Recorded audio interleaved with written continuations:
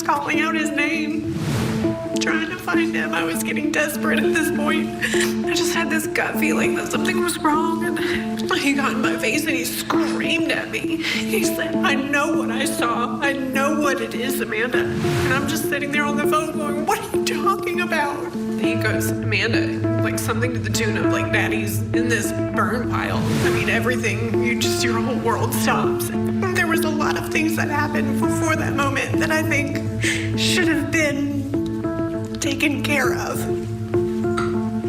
before just putting money on it to fix it. She was my mom, yeah. All right. She is my mom. We had a great family growing up. We were given everything. My dad provided everything. I think a lot of things that have happened in our family get swept under the rug, but a sin is a sin.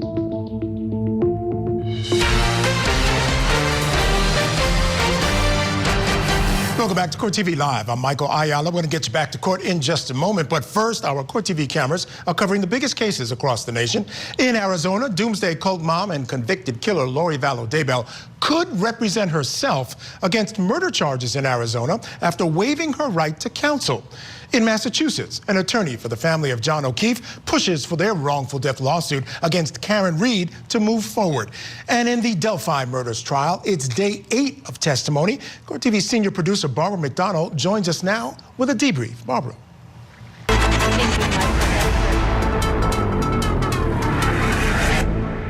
Thank you, Michael. That's right. I'm here in Delphi. We just completed yet another day of very technical, very detailed testimony. This morning, we heard from a DNA analyst for the Indiana State Police, Stacy Bosnowski, and I might be mispronouncing that. I hope I'm not.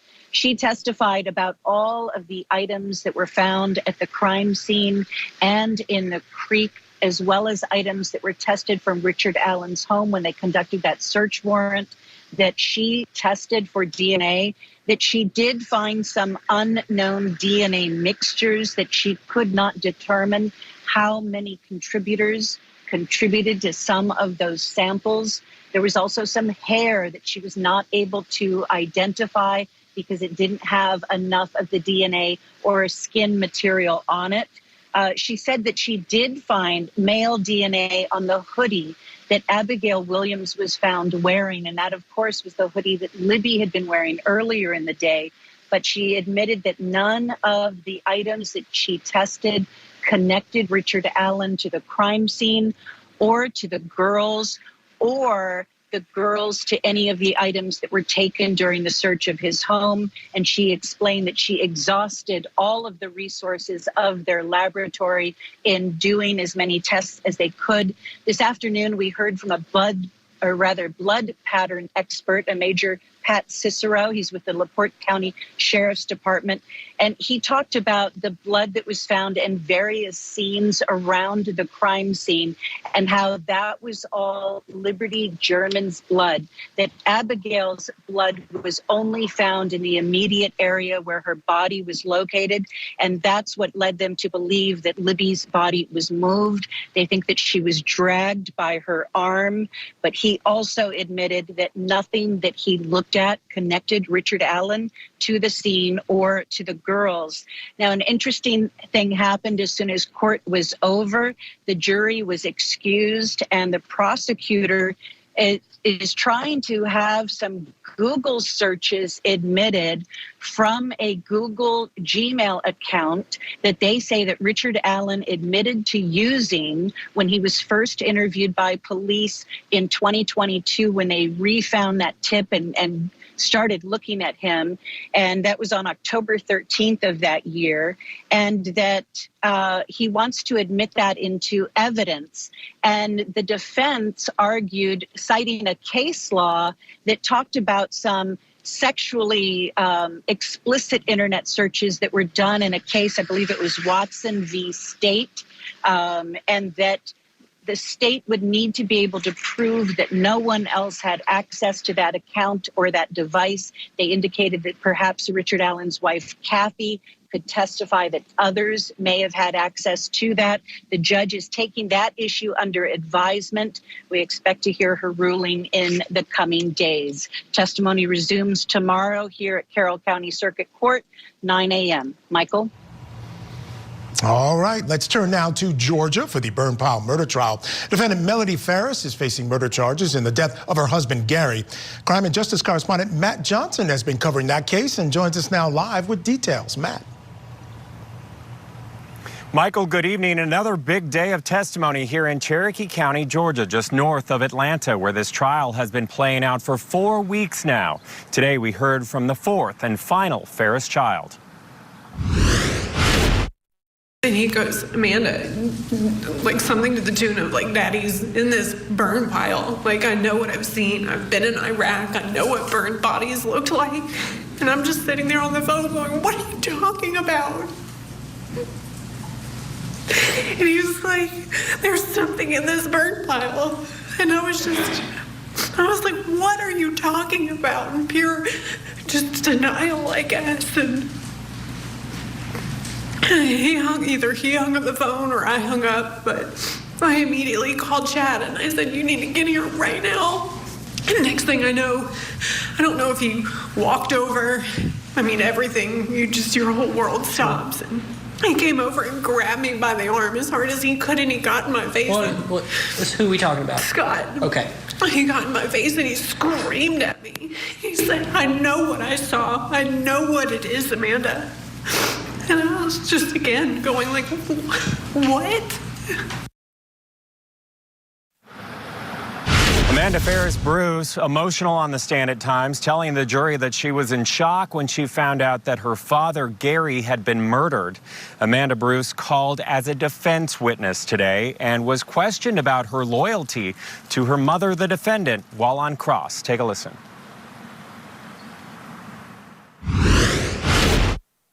A lot of what you know or has been told to you by your mom. Absolutely. There's evidence of her lying through this trial? I don't know. I mean, if it was in the preliminary hearing, maybe. But you agree with me that credibility counts, right? Yes, sir. I mean, your credibility? Yes, sir. Not just in what you say, but also how you say it? Yes, sir. Are you trying to testify here objectively, not your thumb on the scales at all? You're just trying to say, this is what I know? This is just what I know. It's not my job to figure out what happened. Melody Walker Farris is accused of killing her husband, Gary. They were married for 38 years back in 2018, shooting him and then throwing his remains on a burn pile in the backyard. Her defense claims that her son, Scott, who lived on the property, actually committed the murder. Well, today, a friend of the defendants told the jury that he had a frightening encounter with Scott.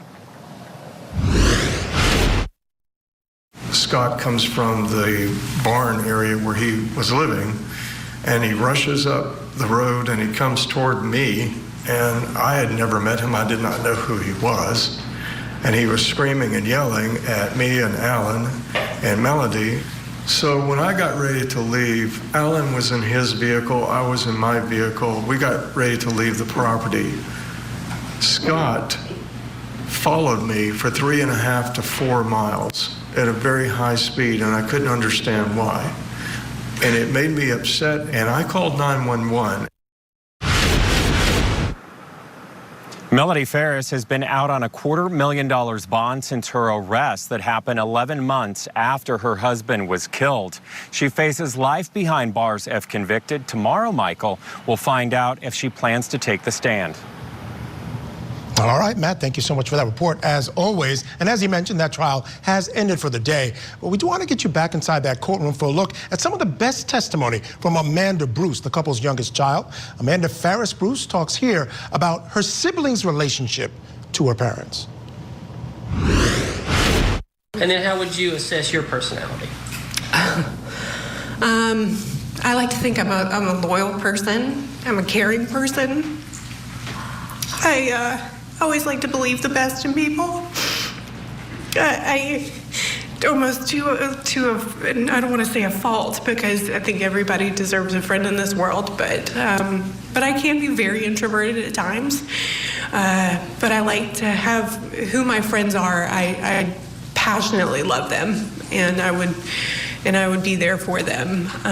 But I like to consider myself kind of where I stand in the middle, where I like to evaluate everything from the outside.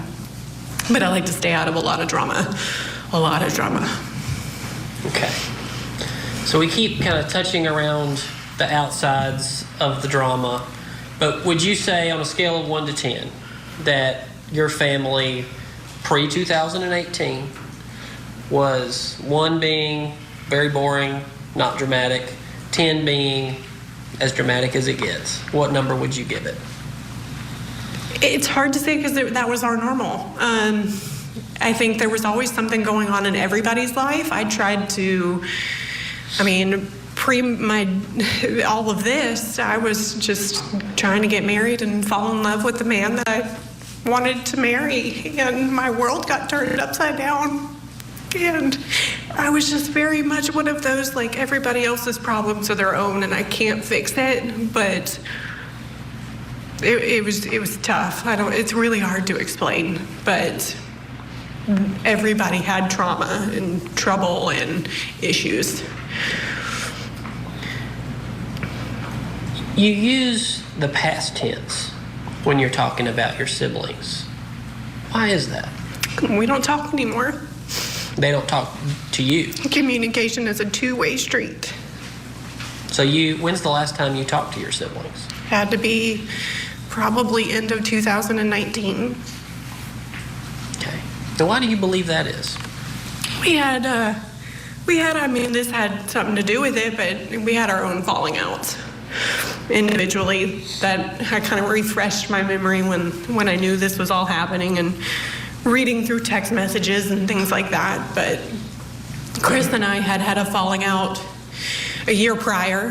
My husband and I always go to Lake Lanier Islands for the 4th of July. My husband grew up in that area and worked there for a very long time. At Lake Lanier Islands? At Lake Lanier Islands. So that was our tradition. We did it every year, ever since I knew him. This would be the big beach at Lake Lanier? Yeah, like what's now Margaritaville. Okay. And we're going to talk about the 4th in 2018 in a minute. This is what you guys did every year. Yeah, but I'm talking about 2017. Okay. So we invited Chris and Jenna and the girls to come up with us to celebrate the 4th of July. And it ended up where we had spent the entire day out there and they were drinking heavily. And we went to the Mexican restaurant on Friendship Road. And I pulled the girl in the bathroom and I was like, listen, I can't let you drive with them. I was like, it's not safe. So they agreed. And we got in the car and we took them back as they were staying at Lake Lanier Islands Resort that night and took them back. And shortly after that, I called my parents. Not that night, could have been a couple of days, I don't remember. But I told them, I said, Chris has a problem.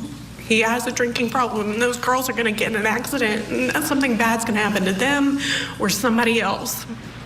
Well, it wasn't too long after that my brother decided to call my parents, and specifically my father, and say that he was having an affair with my mother and accused. And that was pretty much from then on out, I never felt the same about Chris.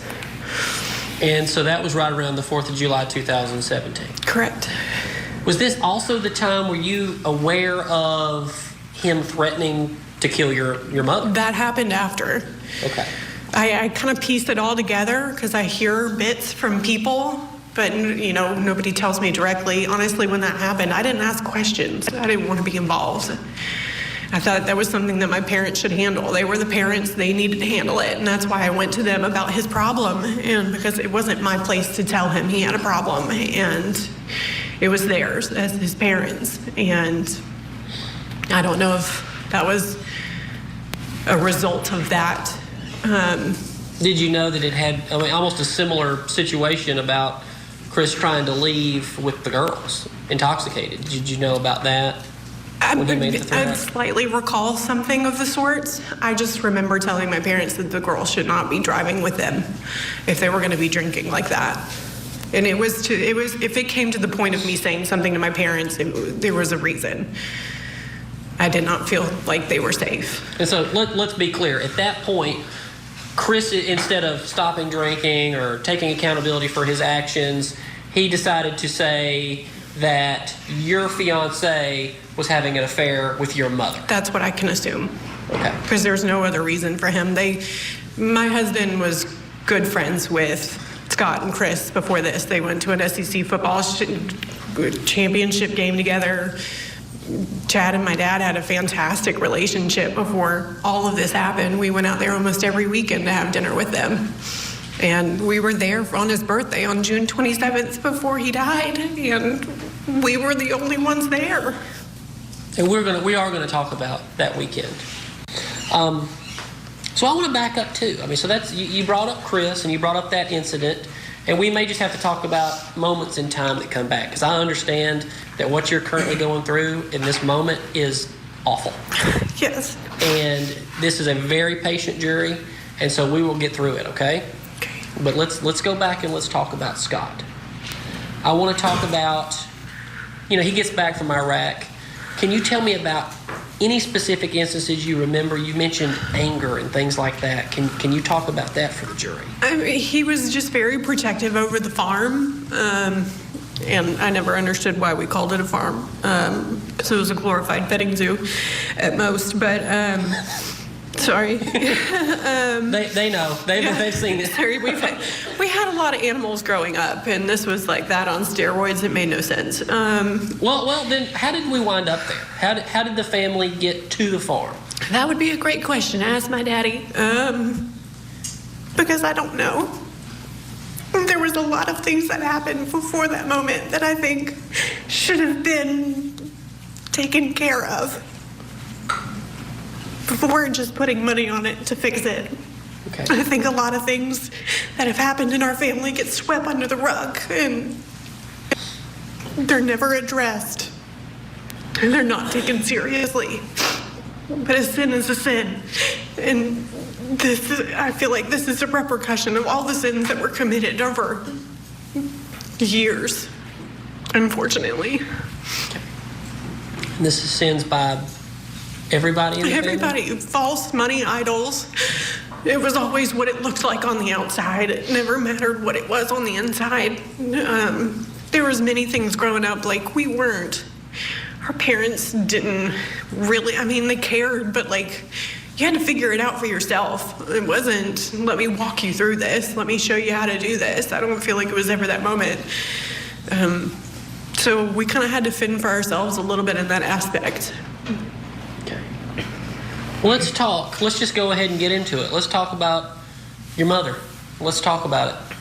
Growing up. It seems like, the jury's seen messages between you guys. It seemed like you guys were pretty close. She was my mom, yeah. All right. She is my mom. Right. I've always cherished we had a great family growing up. It seemed like everything was normal. We lived in a great house, and Alfreda went to a good school, had never wanted for anything, or never needed for anything, I guess I should say. We were given everything. My dad provided everything. Let's talk about your dad, and I'm bouncing now too. What was your dad like? He was great. Take your time. I feel like we've been in this trial for a while. He was a very smart man. I'm sorry. There was no doubt in my mind he loved all of us. All right. Coming up on Court TV, the daughter of the victim and the defendant in the burn pile murder trial of Melody Farris details what happened to the family estate after her father was killed. And then later in our Talkback segment, let us know what you think about Amanda Farris Bruce's testimony. We're going to share some of your comments later on, so keep it here. Court TV, your front row seat to justice.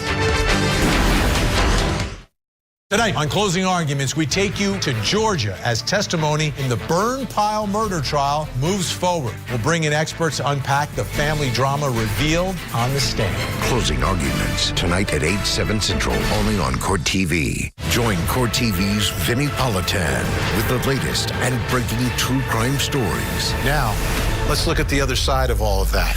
Vinnie Politan Investigates tonight, 9/8 Central, only on Court TV. My name is Braden. I was 5 years old when I came to St. Jude. I'll try and shorten down the story. So, I've been having these headaches that wouldn't go away. My mom, she was just crying. What they said your son has brain cancer. Backwards. It was your worst fear coming to life. Watching your child grow up is the dream of every parent. You can join the battle to save the lives of kids like Braden by supporting St. Jude Children's Research Hospital. Families never receive a bill from St. Jude for treatment, travel, housing, or food, so they can focus on helping their child live. Please call or go online right now and become a St. Jude Partner in Hope for only $19 a month.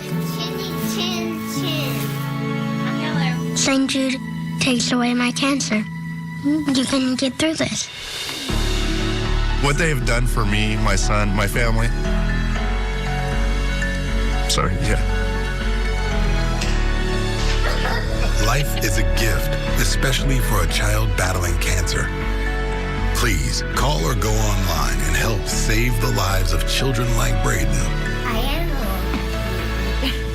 am. You are. I love you. Love you. Now I'm 11 years old. We were actually doing the checkup for my brain, and they saw something in my throat. It's thyroid cancer.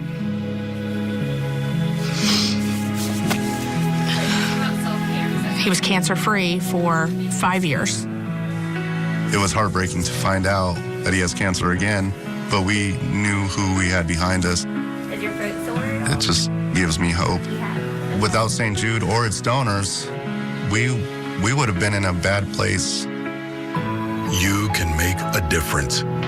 Join with your credit or debit card for only $19 a month, and we'll send you this St. Jude t-shirt you can proudly wear to show your support. Cancer makes me feel angry. It doesn't make me act like that, but whenever you think about it, it makes me angry. Like, not in the, feel on the outside. Just the inside, I'm angry at it.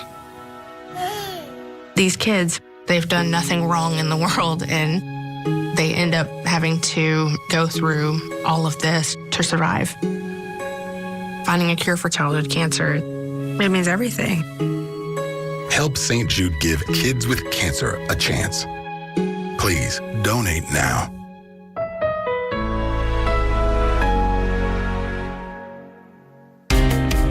This is a story about the one.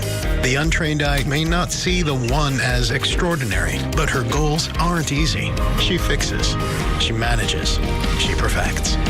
She is extraordinary.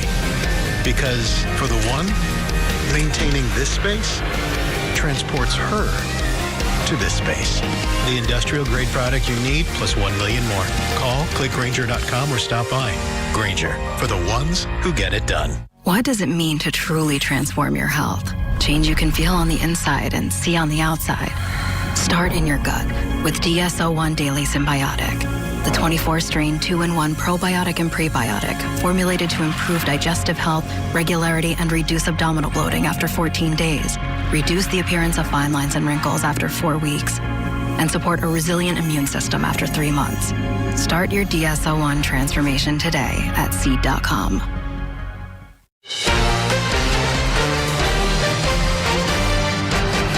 Welcome back. We are continuing our coverage in the burn pile murder trial of Melody Farris. She's accused of shooting her husband Gary to death and then burning his body back in July of 2018. His remains were found in a burn pit on the couple's property. Now, their daughter, Amanda Farris Bruce, was very emotional for most of her testimony today as the defense began its case. The defense attorney was trying to establish that someone else could have killed Gary, namely the couple's son, Scott. Well, Bruce testified about what changed after her father's death and what happened with the family's estate, and it is our testimony of the day. What did you notice about the change in your family dynamics? After that had happened, I immediately had to take care of my mom. It was probably July 6th. All of my brothers and sister looked at me and said, "All right, you take her." And so I immediately had her with me. She lived with us, I can't tell you how long, months. Because she didn't want. This was in 2018? Yes. Yes, okay. After everything had happened. This was like July 6th forward. And She lived with us. She didn't want to go back to the property. Eventually it came to the point of like, okay, you can go now. And so she went back, but I had to help pay for house insurance and car insurance and power bills and things like that. Had you ever heard your brother Scott say, "This is my property. Yes. This is my house"? Multiple times. He flaunted the fact that that was his property. I almost kind of like joked in a way he kind of vicariously lived through my dad. Kind of like the movie Step Brothers. You ever seen that? I don't know if they took ownership of their dad's stuff. Well, but yeah, okay. I mean, in that same situation, and grown up, still living at home. Yes, I can see it in that aspect. But he would claim things as his that were not his. That's fair to say. They belong to my mother and my father. Okay. And you say, I mean, how often would you hear him say this? He wouldn't say it like all the time, but it was always just like my farm, my property, my Kubota. Was your brother appointed as the executor of the estate? Nobody was. The estate was locked down immediately when the house was locked down.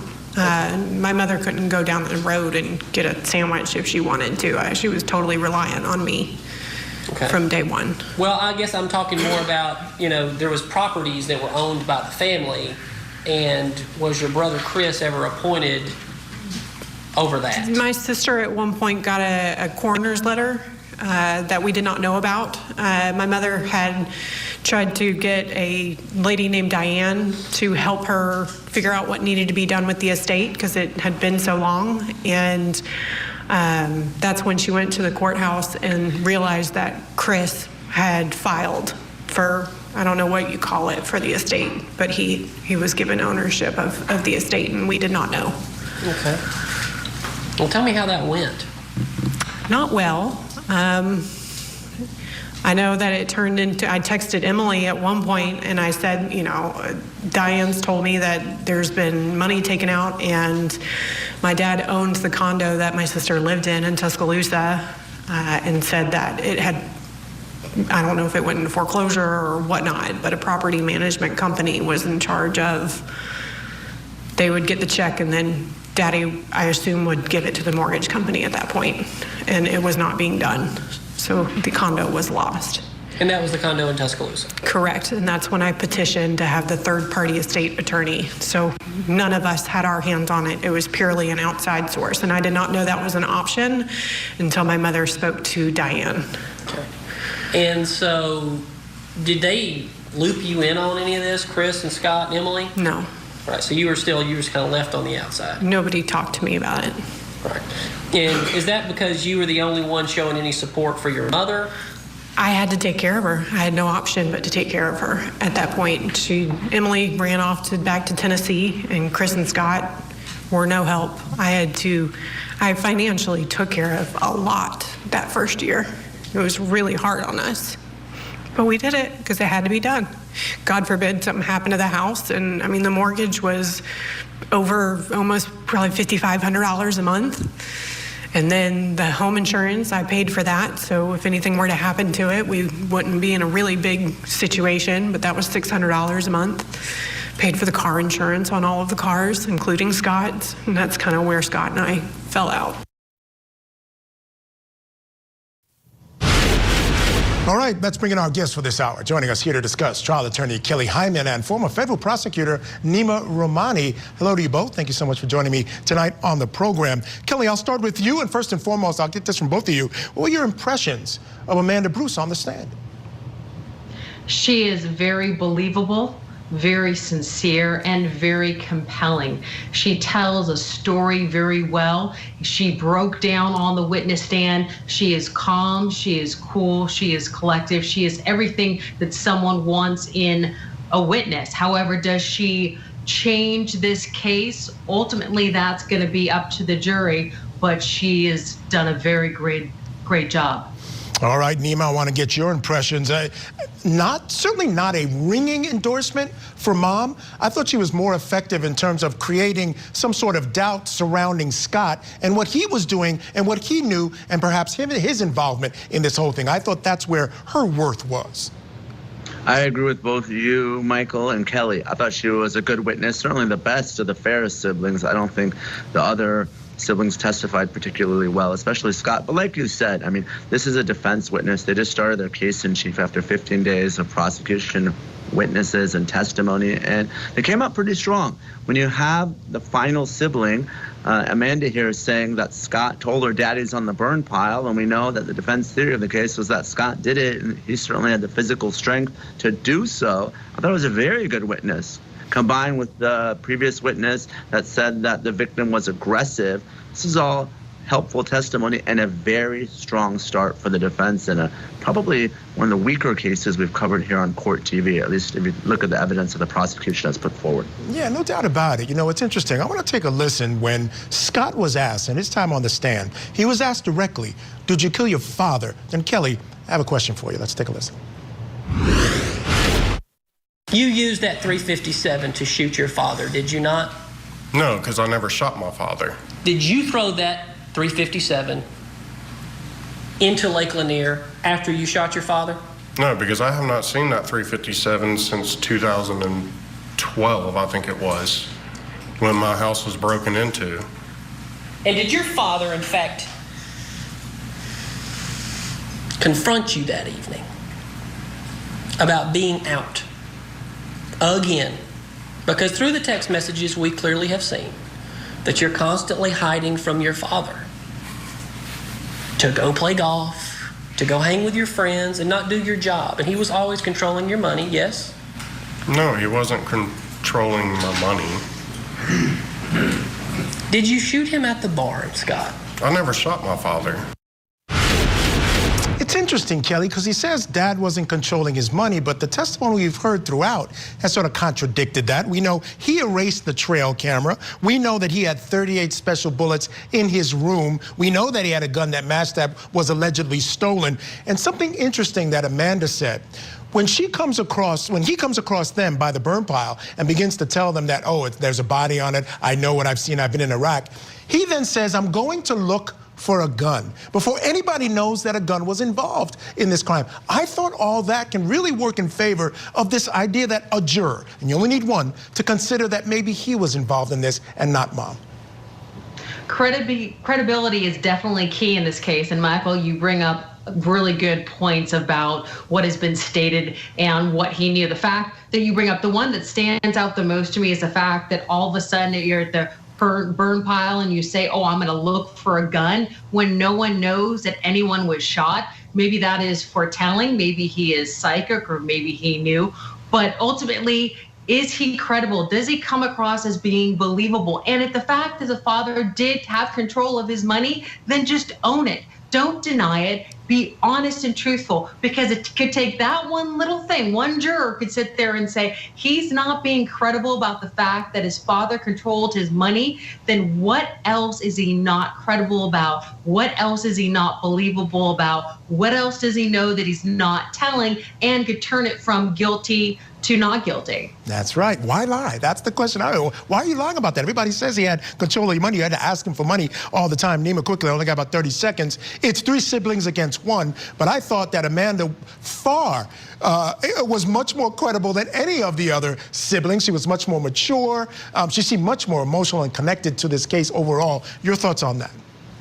Oh, I agree completely. You could tell how effective she was because we finally got some emotion out of her mother. Her mother started crying when she was testifying. We certainly haven't seen that at all during this trial. So I agree with you. By far and away, the most effective witness of the Farris children, and it turns out that she's a defense witness, which is not good for the prosecution. Yeah, and the jury was noticing that emotion and the way mom was reacting, all that right there in their ear and eye shot. All right, guys, stand by. We're going to squeeze in a break now, but when we come back, we're going to learn more about why the siblings took sides against their mother and little baby sister, Amanda, after Gary Farris was killed. More in the burn pile murder trial when we return, so keep it here on your front row seat to justice.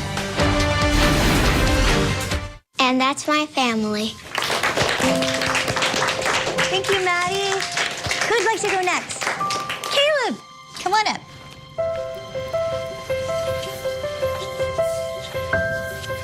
I'm very excited today because my whole family's here.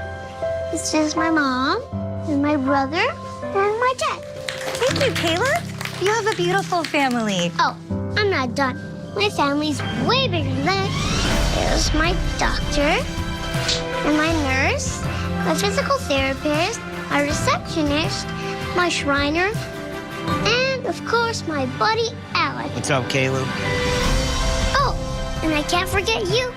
You're a part of my family, too, because your monthly gift makes it possible for kids like me to get the care we need when we need it the most. When you call this special number and give just $19 a month, we'll send you this adorable Love to the Rescue blanket as a thank you.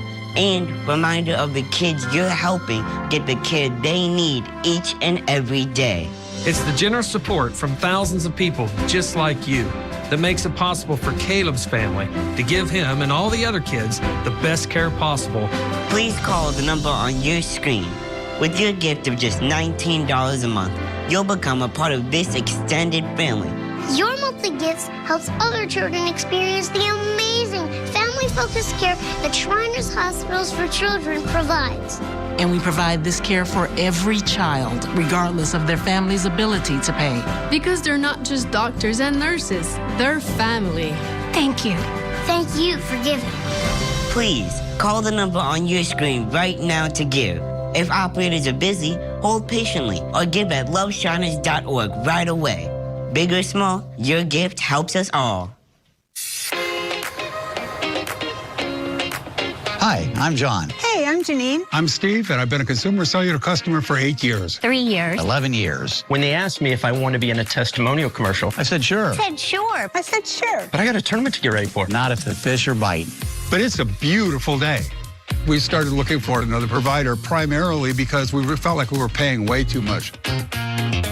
I chose to switch because of the savings. It was amazing, way cheaper than where I was. I could hardly believe that my bill was so small. I'm paying less than $30 a month. It's a great service for a great price. Unlimited talk and text with flexible data plans starting at $20.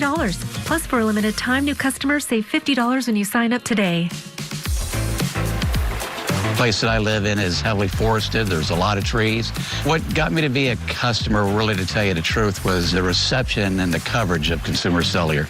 I travel a lot. I need coverage, no matter where I am. And so whether I'm in Augusta, Georgia, or Pebble Beach, California, I know that I'm going to be covered with Consumer Cellular. I love to go faraway places, remote places. I haven't had trouble with coverage, no dropped calls. Consumer Cellular offers fast, reliable nationwide coverage. Plus, for a limited time, new customers save $50 when you sign up today.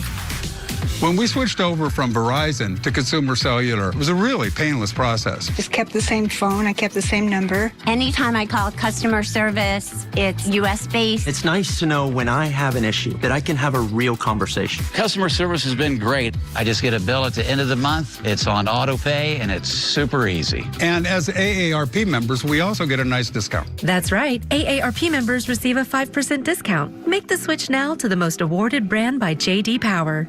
New customers save $50 when you sign up today. Call 800-664-3547. Or visit consumercellular.com to switch today. This phrase has been used, and it may be you that I heard it from originally, I can't remember. But would it be fair to call your family the Farris wheel?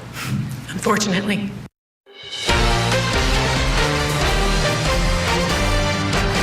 Welcome back to Court TV Live. I'm Michael Ayala. Now back to the best of the defendant's daughter's testimony in the burn pile murder trial of Melody Farris.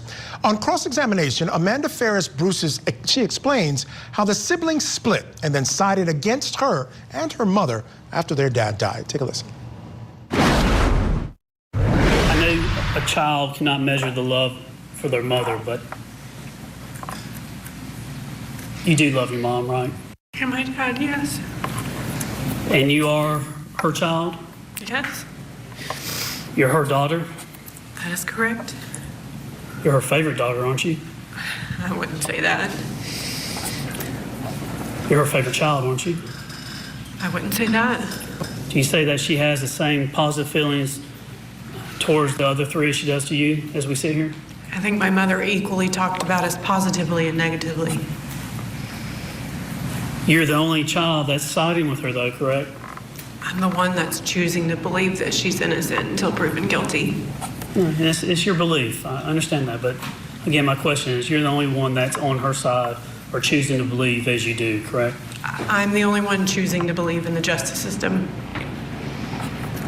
And you're the only one that's had a continuing relationship with her since the murder of your father, right? Yes.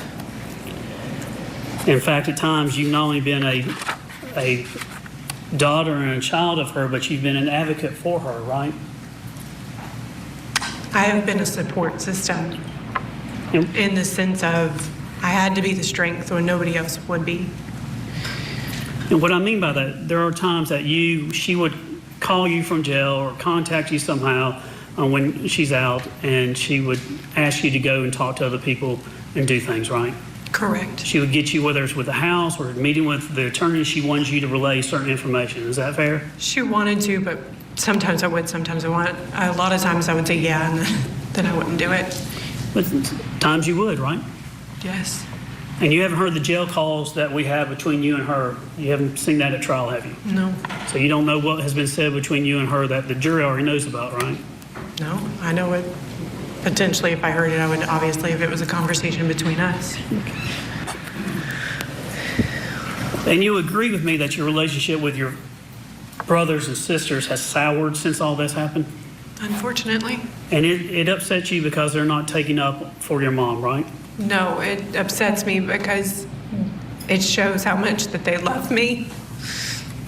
It has nothing to do with her. It has everything to do with I'm their sister, and they left me. You feel like you've been abandoned? Yes, I lost my whole family that day. Would you agree with me that you lost your family because your father's been murdered? That was the cause and reaction, I guess you would say. And from their standpoint, it's fair to see that they have feelings that their mother has murdered their father, so they have hard feelings because of that. And rightfully so. Now, you talking about, I was asking you earlier about your beliefs and your opinions on things, and you do give some information. Like, do you remember telling the defense on direct examination that on July 4th of 2018, you just wanted to have a quiet time with your family at Lake Lanier? Is that what I want every day of my life? And you talked about that's because there was drama with Chris and Jenna the year before, right? Correct. There's usually more to the story than just what one side brings out at times. Isn't that true? I could say that's true. Your husband, Chad Bruce, is kind of a prankster. He teases people, does he? He's funny. He likes to have fun. So you talked about Jenna getting upset that day and all that, but that day in 2017, y'all actually scared Jenna twice, didn't you? It may have been twice. I know of once because she was not very happy with me. Yeah, one time when she was sitting in the car and went up and scared her. The next time y'all hid behind a bush when she came by and scared her again, right? I know about the bush, yes. Yeah. And then she got so upset that afterwards because she didn't want to be scared and you did it twice that she actually kicked a drink and went all over you and Chad, right? Correct. So you basically had to talk to Chad and say, hey. I mean, I wouldn't have to talk to him, but... It made y'all mad, didn't it? I wouldn't say it made us mad. We were just like... I think that was a bit of an overreaction. We were just having a good time. Well, you tell all the people that at that point you decided to never go back out with them again. That was because of their drinking. Right. But you can understand if you get scared twice, it can upset people, right? I understand that it was insensitive at the time, but it was all in good fun. Could be bullying. The girls were with us when we did that, I believe. I'm almost positive that they were with us. Right, well, it could be offensive or bullying somebody if you do it twice in one day, right? I think that's a bit much to say. They're my brother and my sister-in-law. I've known them forever. But that's how you felt about it, right? What do you mean? How you feel about the situation is kind of your beliefs, right? I guess you would say that. Yes, everybody has their own opinion. Now, through this, there's been times when you talked about, you had a lot of emotions earlier today. You were crying a lot, and it's tough for you, is it, to do this, isn't it? Yes, I wouldn't wish this on my worst enemy. This is the worst thing anybody could go through. But throughout this process, you actually had different emotions where you were angry or irritated towards your family. Is that fair? I had a lot of anger for many years after this. And how we see you today, how you emote today, is not necessarily how you emoted on a jail call or how you had your emotions you would have around Scott or Chris, right? Yeah, I've done a lot. I've come in a relationship with God, and I've had my son, and that has drastically changed my life and my outlook and how I handle certain situations. And so you have gotten upset and gotten on them, barked back with them as they barked with you in the past, right? I would say so. I mean, I've reviewed text messages knowing that this trial has come, and I know that I understand why they feel the way they do. I do. I really do understand, and they're rightful for that. But I don't feel like the way that they treated me in response was needed, to the point of where when my dad's mother died, they didn't even tell me she had a stroke and she was on her deathbed. I had to find out through my aunt on social media because my siblings didn't even have the common courtesy to tell me. And the rest of the cross really brought out the fact that she had no direct knowledge of what happened in that July 4th to July 3rd period, and that most of her information about that time came from Mom. All right, we want to know your thoughts on the defense's case in the burn pile murder trial of Melody Farris. After the couple's youngest daughter takes the stand, we're going to have your comments when we return. So keep it here on Court TV, your front row seat to justice. Tonight on Closing Arguments, we take you to Georgia as testimony in the burn pile murder trial moves forward. We'll bring in experts to unpack the family drama revealed on the stand. Closing Arguments, tonight at 8/7 Central, only on Court TV. On the next, interview with a killer. You created the plan. I didn't actually shoot her. You did murder her, though. Yeah. So what's the difference?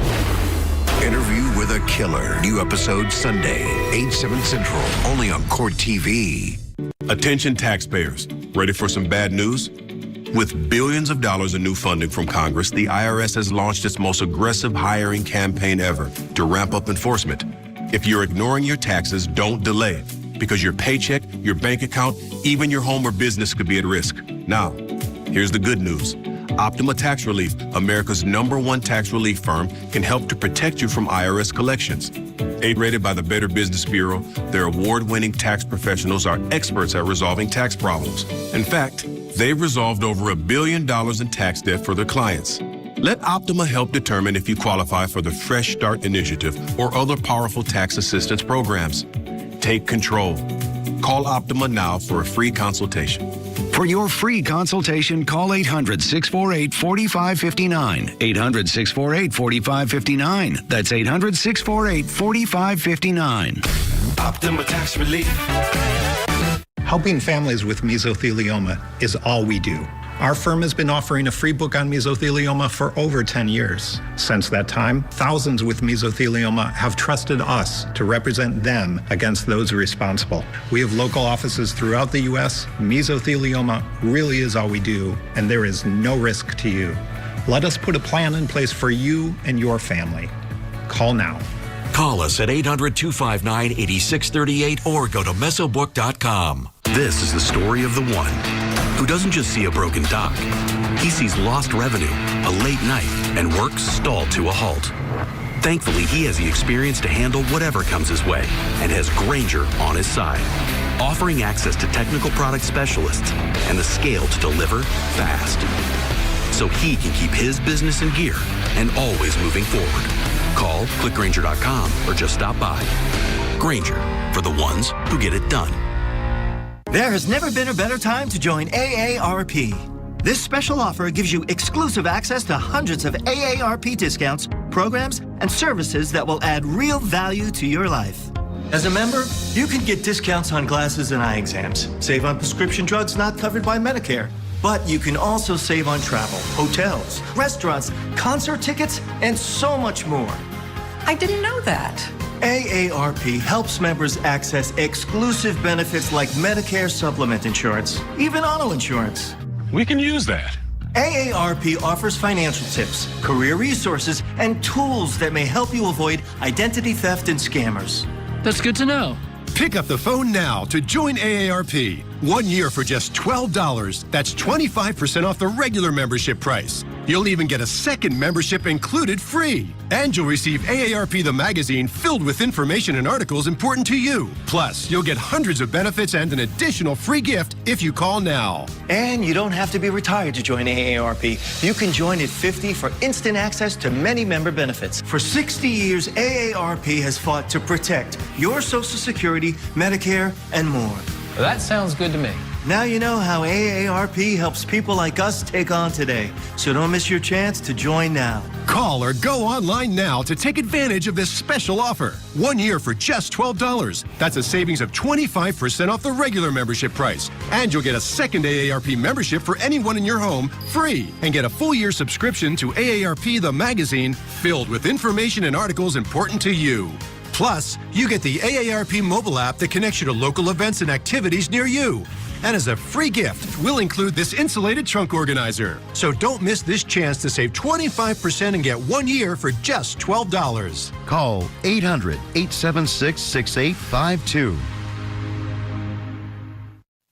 There was a lot of things that happened before that moment that I think should have been taken care of before just putting money on it to fix it. Okay. I think a lot of things that have happened in our family get swept under the rug and they're never addressed and they're not taken seriously. But a sin is a sin. And I feel like this is a repercussion of all the sins that were committed over years, unfortunately. Okay. This is sins by everybody in the family? Everybody. False money idols. It was always what it looked like on the outside. It never mattered what it was on the inside.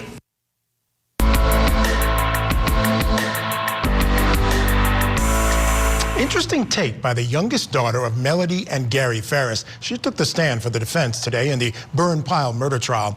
She's the only one out of the couple's 4 children to testify on behalf of Melody Farris. The other 3 testified against their mom for the state. Farris is accused of actually shooting and killing her husband and then burning his body on a burn pile, and his remains were found there back in July of 2018. Her attorneys are placing the blame on her son, Scott, but prosecutors say Melody was trying to get access to Gary's money. Detectives initially believed that Gary could have suffered a medical issue and then fallen into the fire, but quickly began investigating the case as a homicide after a bullet was found lodged in one of Gary's rib bones. So in today's Talkback segment, we ask you, what do you think about the defense's case so far? Here to discuss, trial attorney Kelly Hyman and former federal prosecutor Nima Rahmani. All right, guys, our first comment comes from Kristen. Kristen says the daughter Amanda is definitely not completely honest in some of her responses. Like, why didn't she just say that she hadn't watched the movie Step Brothers instead of trying to comment on it? Clearly, she was trying to go along with the lawyer's comment, but the dad didn't die in that movie, and she implied that he did. You know, that's so interesting, Nima. I'm not terribly familiar with Step Brothers, but obviously some of our viewers are. Maybe some jurors are. If a juror catches something like that, which one could argue is a bit trivial, but the way she sort of phrased it, that viewer, you could understand how that could affect someone looking at her credibility in sort of a sideways kind of way.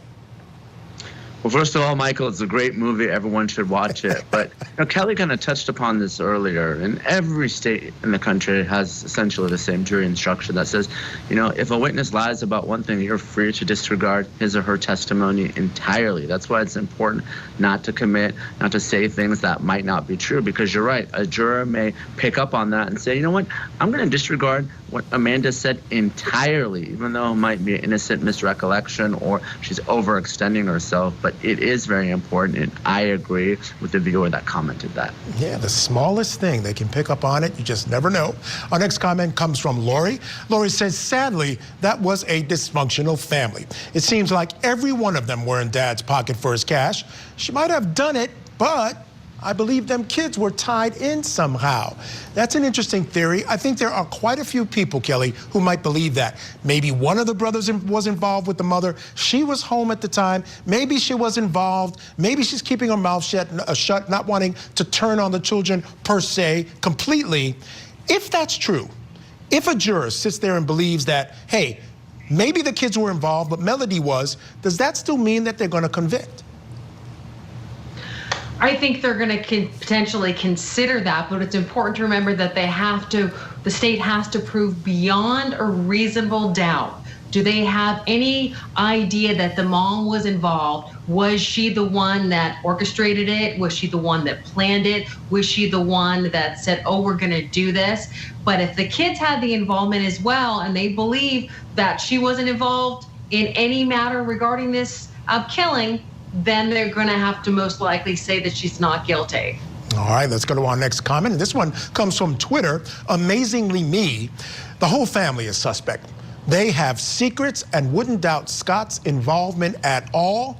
And again, this takes me to the point, Nima, many of us in the office have been throwing around a lot of different scenarios. One recent scenario was maybe he did, he was making the burn pile and fell in because he had one of his spells.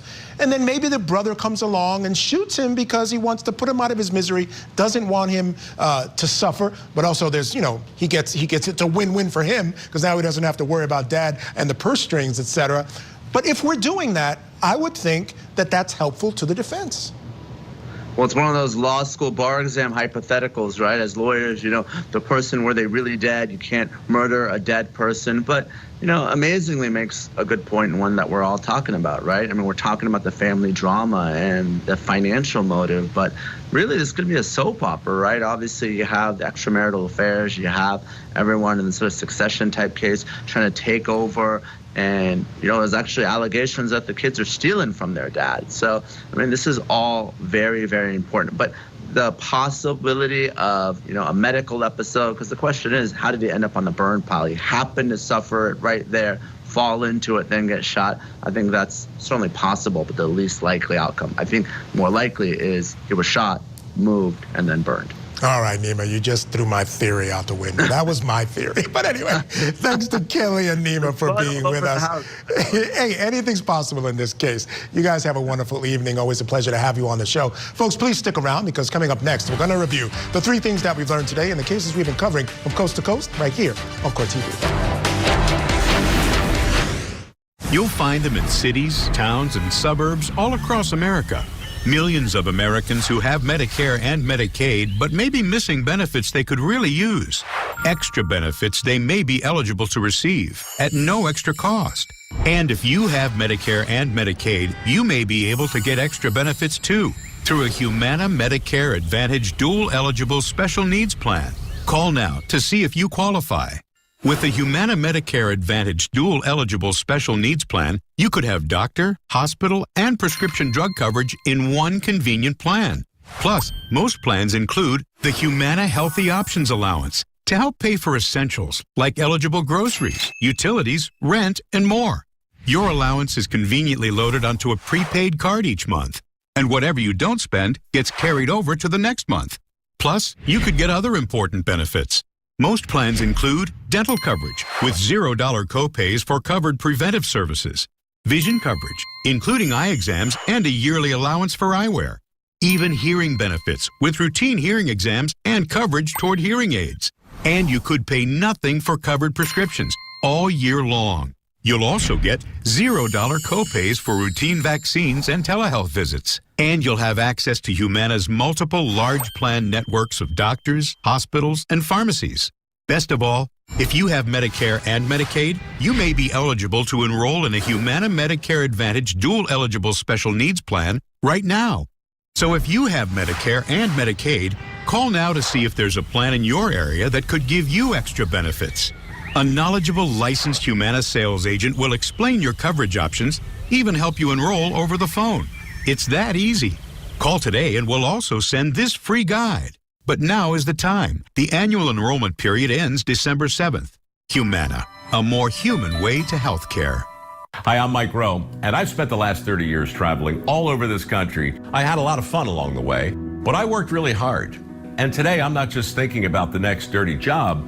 I'm thinking about how to protect the money I earn. So I started paying more attention to all those gold commercials, and that got me thinking if maybe I should diversify my portfolio. I went looking for answers, and I found them at U.S. Money Reserve. They have 2 former U.S. Mint directors on hand. They showed me the money. They answered all my questions, and they gave me the information I needed to make an informed decision. So if you're just getting started, ask for a gold information kit from U.S. Money Reserve. It's absolutely free. There's no obligation. Call the number on the screen. The experts at U.S. Money Reserve are standing by to answer any questions you might have. I don't know if gold is right for you or not. All I know for sure is that today, it's not enough to simply work hard. Today, you also have to save smart. Walden University is for people who want to make a difference. People just like you. You're always saying be the change. So come on, man. Be the change. Let's do this. Walden University. Set a course for change. At Long John Silver's, our legendary lobster bites are back with delicious vengeance. Prepared with herby, buttery goodness, they're a deep-fried delicacy that's pinch perfect. Make our app your first mate and order ahead to skip the wait. Long John Silver's, this year. I tried a bunch of different probiotics before seed. And they didn't help. It addressed my bloating and my irregularity. It's really helping my daily bowel movements and keeping me pretty regular. I started feeling better and less bloated, felt flatter, lighter. I just keep going back to seed because it actually works. Now I walk around and smiling every day because I don't get bloated anymore.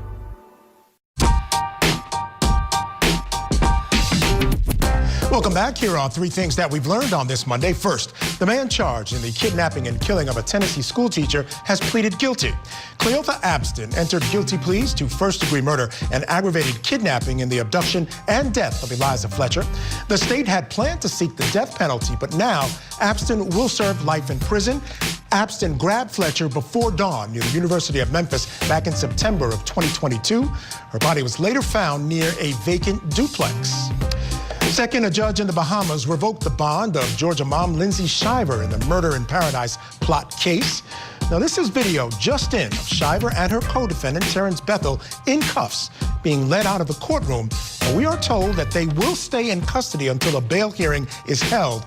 Shiver is charged with conspiring with Bethel and another man to kill her husband, Robert, in the Bahamas. This past Friday, the judge heard arguments about possible bond violations and decided that Shiver will report to Fox Hill Prison today. And third, doomsday cult mom and convicted killer Lori Vallow Daybell could end up representing herself in her conspiracy to commit murder trial in the death of her 4th husband in Arizona.